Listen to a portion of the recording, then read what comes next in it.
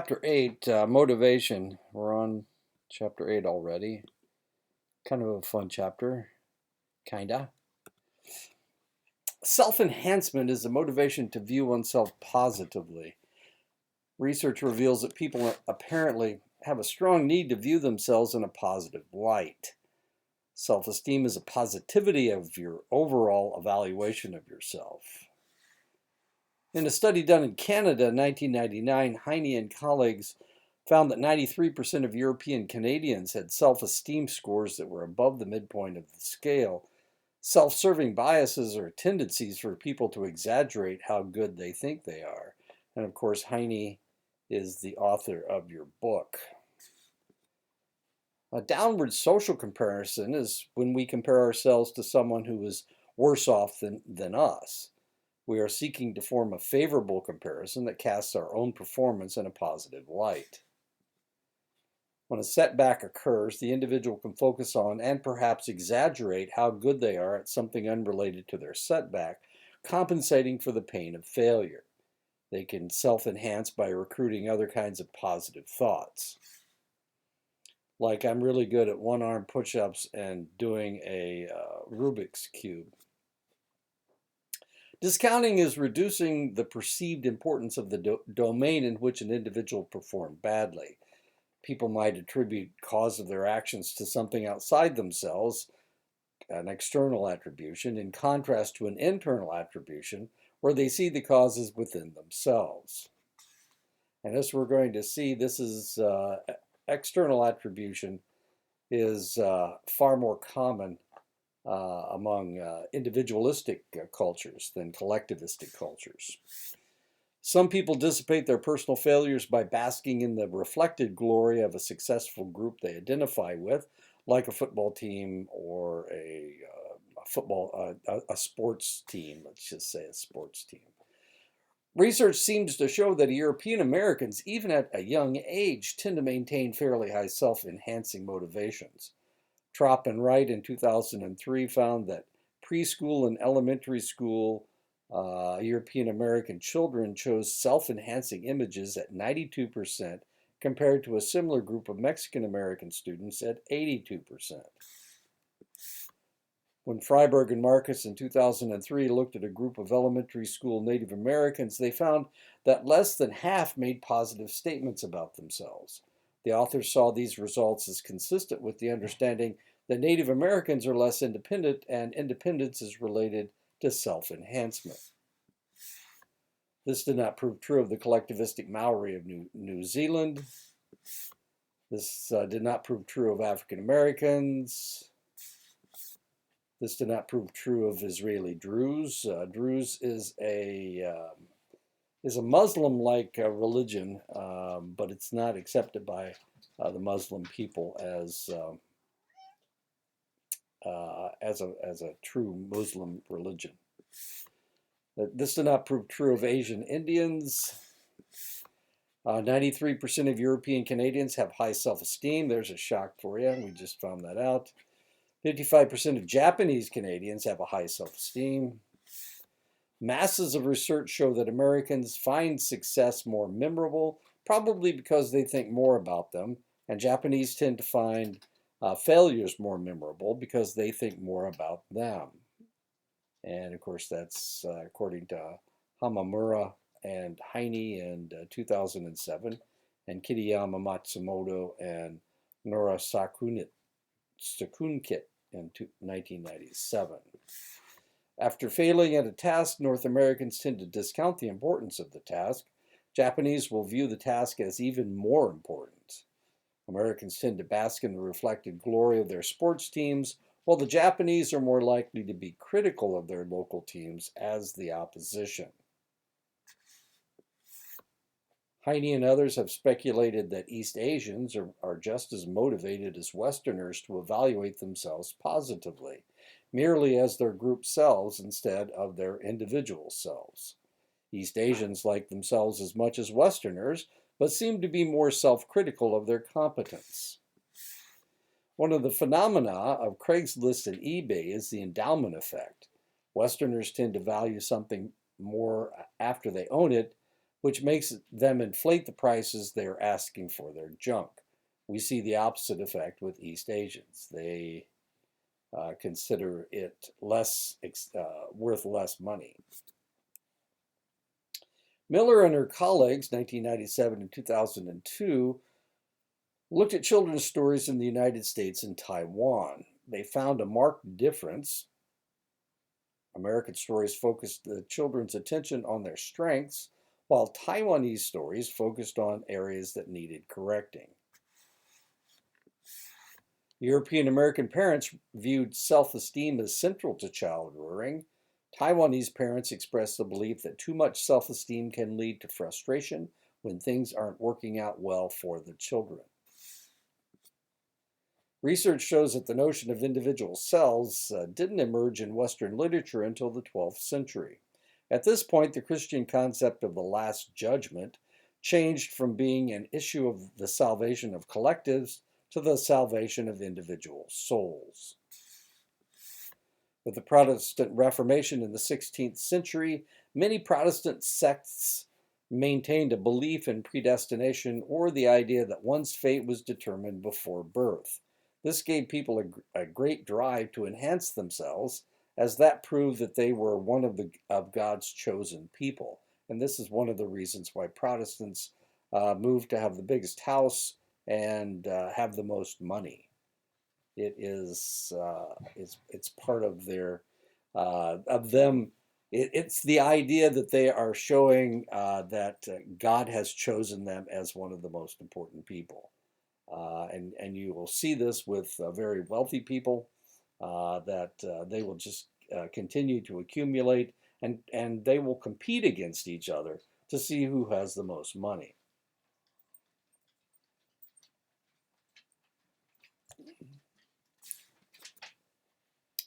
Face is a strong Eastern idea that barely registers among Westerners.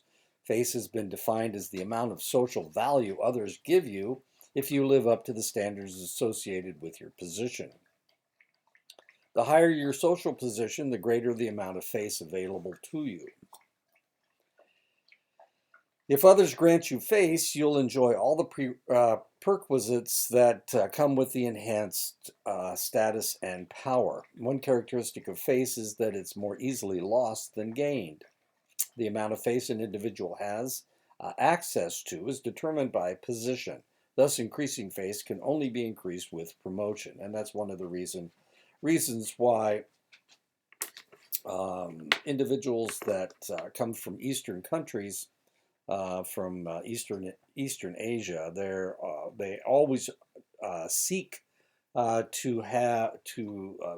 maintain the highest position they possibly can, because it establishes face.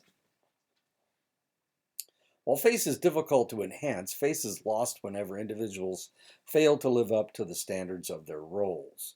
Face is always vulnerable, and because others determine a person's face, people must count on the goodwill of others to be able to maintain their face. Since face is so easily lost, one strategy is for people to adopt a cautious approach to try to ensure that they are not acting in a way that might lead others to reject them.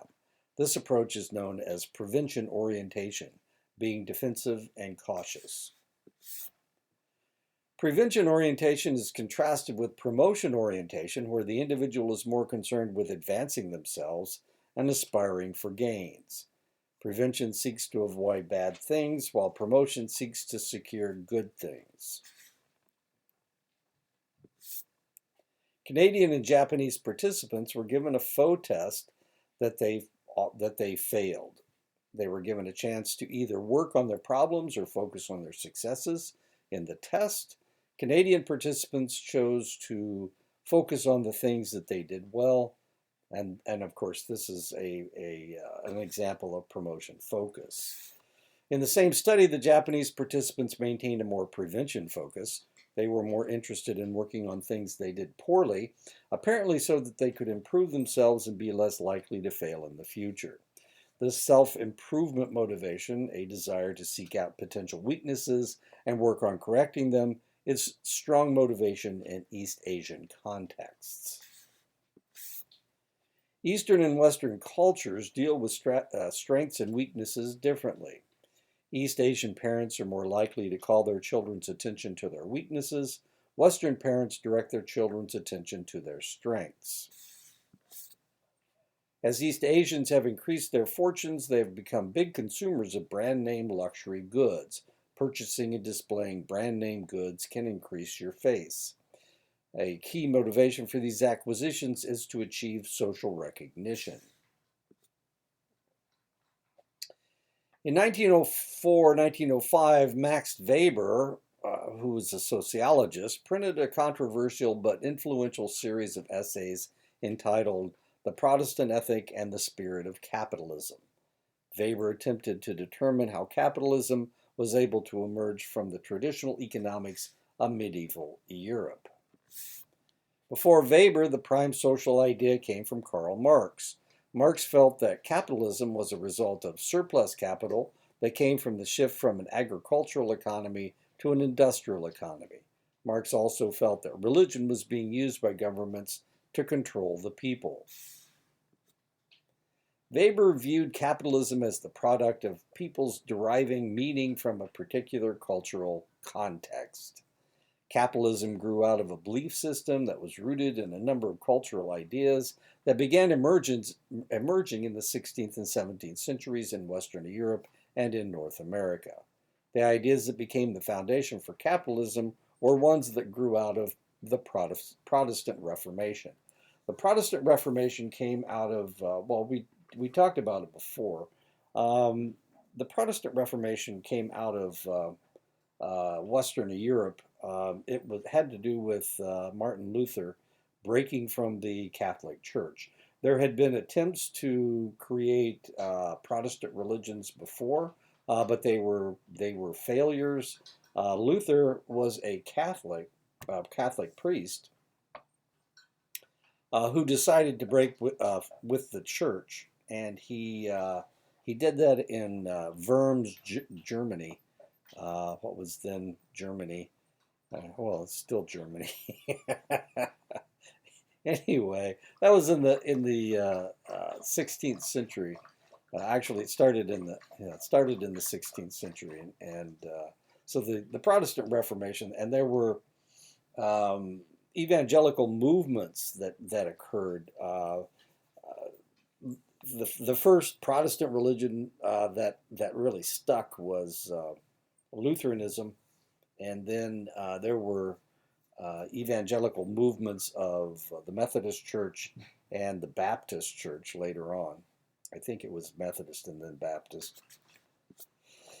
Protestants emphasized literacy, and this happened in at the beginning of the 18th century and in the middle of the 18th century. So there were these two evangelical movements, and of course they came to the United States. And if you've been, of course, you guys are way out west, but in the Midwest, you can trace these from the churches in your town. My town was a Methodist town, and I think the Methodists were first. It was anyway. So the Baptists were the latecomers, and the Methodists were the first evangelical movement. And they were trying to change. They were not only trying to change the Catholic Church, but also the Puritans and the Quakers and all the other extreme groups that came into the United States. But they were trying to pull everybody into under one tent, as it were. It's really kind of fascinating to look at religions and see how people change their ideas. And if you look at the precepts of Protestantism, they're not all that much different. I mean, the difference between Methodists and Baptists aren't that different. The difference between Methodists and Lutherans aren't that much different. The difference between Methodists and Presbyterians aren't that much different. And you can go on and on. Protestants emphasized, but that doesn't include the Mormon Church. The Mormon Church is a little bit different. Most Protestant offshoots were based on different interpretations of the Bible. The Mormon movement, Church of Latter-day Saints, wrote a new Bible, and that's the Book of Mormon, of course, and that is one of the reasons why they are sometimes referred to as Mormons. It's actually, the church is actually the Church of Latter-day Saints. So their ideas, they not only read the Bible, but they also read the Book of Mormon. And that was very much different as far as the Protestant religion is concerned. Protestants emphasize literacy training more than Catholics so that people would be able to read the Bible for themselves. At this time, the Bible was written in Latin. It didn't matter if you were from Spain or Germany or England. If you wanted to read the Bible and you were Catholic, you had to learn to read Latin. But the Protestant Bible was written in whatever language you spoke. So the Protestant Bible was written in English and Spanish and in Italian and French, in English, of course, in Dutch and German. So, and the reason they did that is because the Catholic Church allowed the religious leaders to interpret the Bible for you, but the Protestants wanted you to interpret the Bible for yourself. The individualized relation that formed between each person and God has been argued to be central to the blossoming of individualism that emerged during the Reformation and continues to influence much of Western society today. And this is one of the reasons why there was such a hue and cry when in between 1880 and 1920 there was such a large influx of Catholics coming into the United States. The United States was, the reason people came to the Americas was to get away from the Church of England, to get away from the Catholic Church, and start their own religions. That's why the Puritans were fairly powerful in Massachusetts, and the Quakers were fairly powerful in Pennsylvania. They were offshoot religions that were not state religions. Catholicism was the state religion of France. It was the state religion of Spain and Portugal. Protestantism was the state religion of the Low Countries, Belgium and the Netherlands, and England broke away from the Catholic Church under Henry VIII. So we've got all this religious stuff going on at the same time. We've got all this political stuff going on, and normally, or what tended to happen was the religion got mixed up in the politics, and the politics got mixed up in the religion, and it made for some very interesting history of Europe. So what we're talking about is the fact that Catholics until the 1960s, I think, all their masses were conducted in Latin. So unless you spoke Latin, you didn't really understand what they were talking about. However, and the idea was that the priest would explain to you the position between you and God. The Protestant religion, on the other hand, developed this concept of individualism, that each individual had had a relationship with God, and that created this you and me against the world thing, God and the individual against everybody else. Martin Luther, the founder of Protestantism, proposed that each individual had a calling, that is, a unique God-given purpose to fulfill during his or her mortal existence. This is a very Protestant idea, and this is one of the bases of the Lutheran Church. And of course, Martin Luther was the individual that developed that church. And as you can see, he was a tonsured priest before he became a Lutheran. The idea was that we are all God's servants in the world, and that we are each given a specific duty or job to take care of while we tend to the planet. God gives each individual the unique skills and capabilities needed to fulfill their calling, and it is incumbent upon the individuals to discover their calling. The highest moral duty that individuals were believed to have was to serve God well by working hard at their calling. Luther was able to imbue daily labor with a spiritual significance that had traditionally been reserved for religious activities such as prayer and ritual. Because Protestants came to view work as a spiritual task, they wished to avoid debasing it by holding a casual or unprofessional attitude. Protestants felt that people should take their work very seriously. It was believed that God would not reward those who were doomed to burn in hell, so any sign of material success was perceived as evidence that one was one of the elect. Any accumulated wealth was to be reinvested to further one's efforts and to accumulate even more wealth and evidence of one's status among the elect. Modern capitalism, as Weber viewed it, was thus concerned with the accumulation of wealth for its own sake and not for the sake of the material pleasures that it brought. A recent analysis found that Protestants and people living in Protestant societies were more generally consider the prospect of being unemployed as more of a blow to their well-being than non-Protestants living in non-Protestant societies. And that's according to Van Hume and Maysland in 2013. In the early 21st century, a study revealed that Protestant nations were far more industrialized than their Catholic counterparts, and religious differences accounted for much of that. And that's according to Cavalcanti, Parente, and Zhao in 2007. And this all makes sense if you've been understanding what we've been talking about, since Protestants have this idea that work and accumulating wealth and putting your wealth back into your business is important, then it would make more sense for Protestants to be more industrialized than Catholics.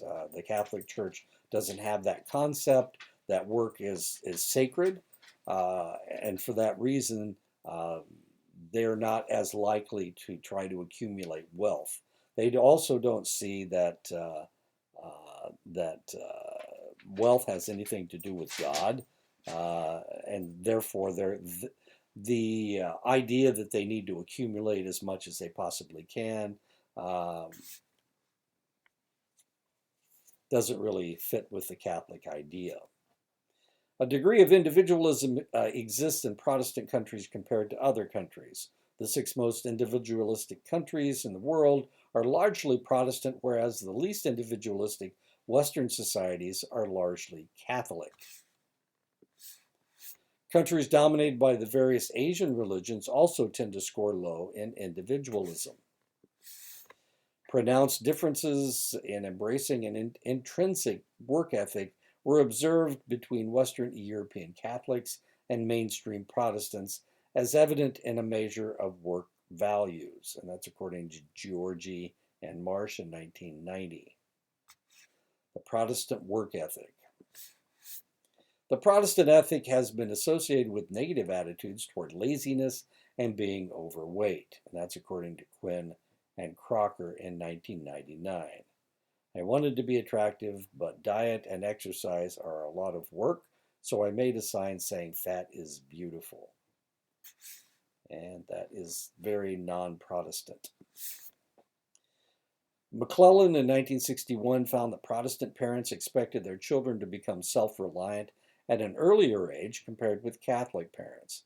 And that was true of my family. As soon as we were done with high school, we were pretty much out the door.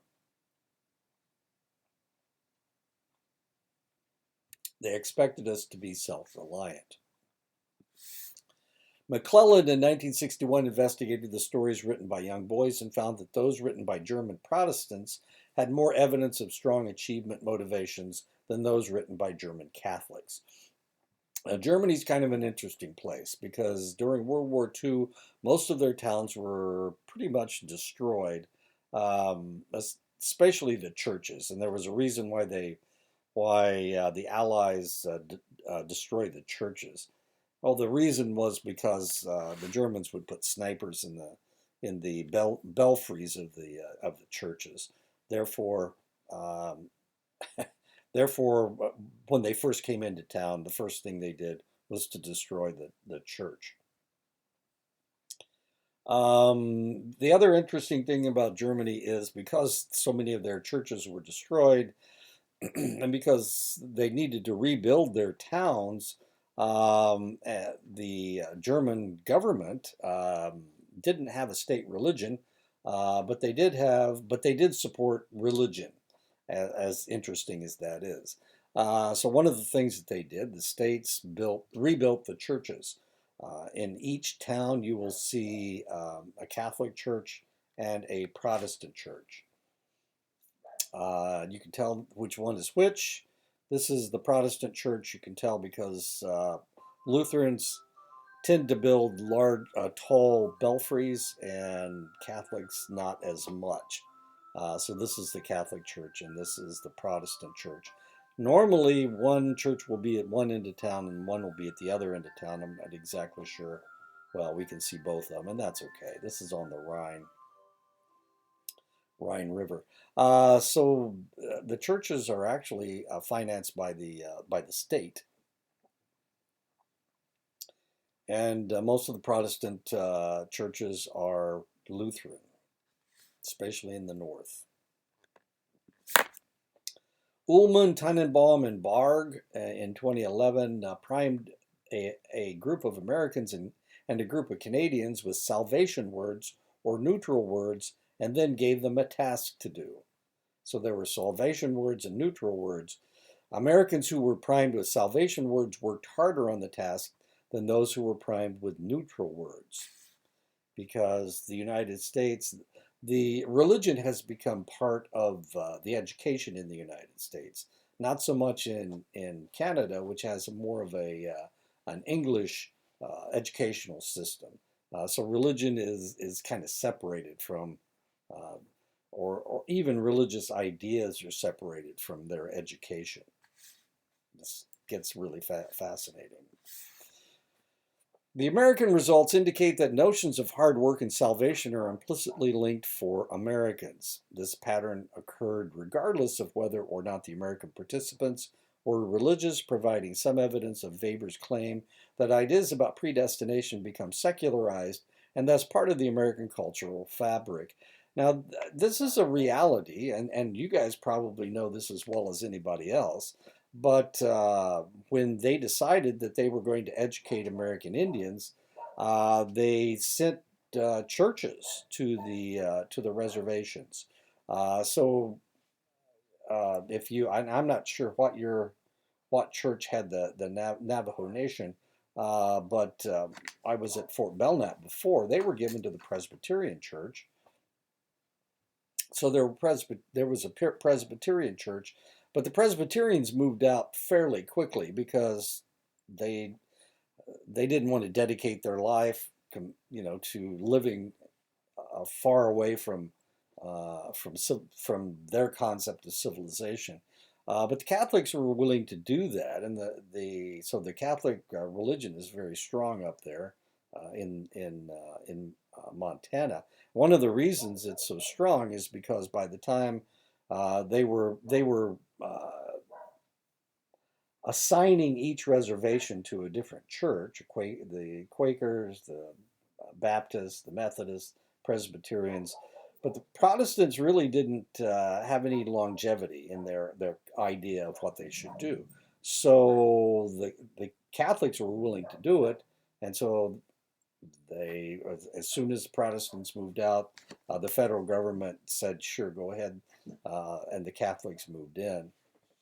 So, but as you well know, Christianizing uh, the, the natives was one of the prime movements uh, of the boarding school system, and it's still in the educational system to this day. not just on the reservation, of course, but in most of our, especially our history, when we talk about history. We ignore anything negative that the church has done, and we accentuate anything positive that the church has done. And that's what happens in the United States. In Canada, it's a completely different story. Canada was based on the English system. The English system didn't only talked about religion, when they talked about Henry VIII breaking from the Catholic Church. Other than that, they didn't really talk about religion. Religion wasn't that important in their educational system. But in the United States, it was extremely important. And one of the reasons Heine doesn't recognize this is because he's Canadian and he didn't go to an American school. So he didn't recognize what was going on. Now, as I've told you before, when I was in elementary school, I was supposed to go to Bible school on Thursdays. Everybody went except me. The first year, and then the second year, everybody went, but two of us didn't go. So here we have religion that is wrapped up in the educational system in the United States, and that's something that you wouldn't see and didn't see in Canada. So for that reason, the Americans reacted differently to this exercise. The Canadian participants did not work any harder when primed with ideas about salvation, suggesting that an implicit link between salvation and working was not evident in Canada. So in Canada, basically, you have two religions. You have the Anglican Church, which is the Church of England, and you have the Catholic Church. But most Canadians are Church of England. Now, the assumption is that everybody goes to church because it's the Church of England, but the reality is that because it's just expected, a lot of people they go, but they don't think about it. It's not really a religious thing that you do; it's a social thing that you do. In the United States, of course, it's completely different. There are so many Protestant religions, there are so many different churches. It became part of the fabric of the American educational system.